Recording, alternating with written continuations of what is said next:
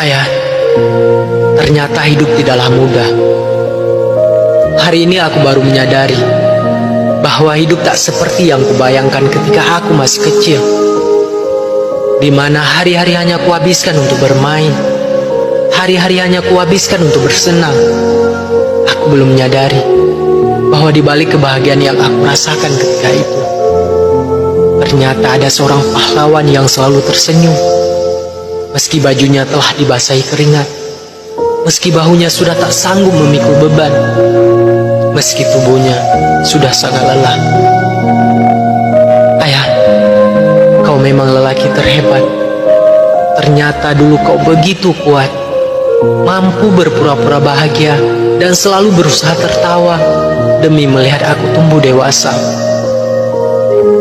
Sekarang aku baru merasakan bahwa hidup butuh perjuangan. Jika terlalu cepat lelah, maka kita akan kalah. Karena mencari nafkah tidaklah mudah. Ayah, perjuanganmu tidak akan terlupakan.